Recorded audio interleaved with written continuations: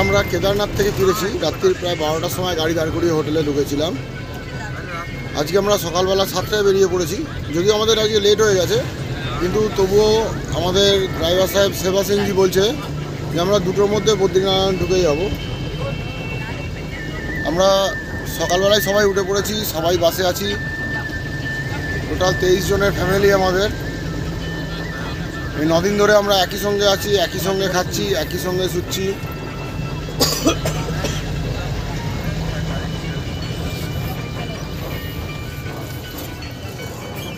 আজকে আমাদের ট্যুর প্ল্যানে আছে বদ্রীনারায়ণ। ওখান থেকে আমরা যাব মানাগাঁও, যেটা ভারতের লাস্ট গ্রাম। ওখান থেকে আমরা যাব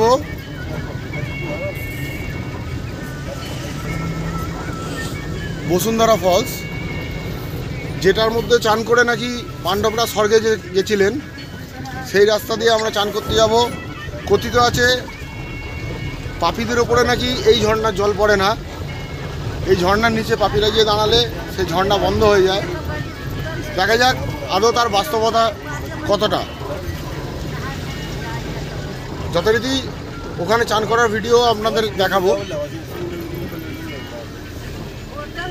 এখন রাখি, বদ্রীনারায়ণ গিয়ে আবার আপনাদের সঙ্গে দেখা হবে, বা এর মাঝখানে যদি কোনো ভালো সাইট সিন পাই সেটাও আপনাদেরকে দেখাবো।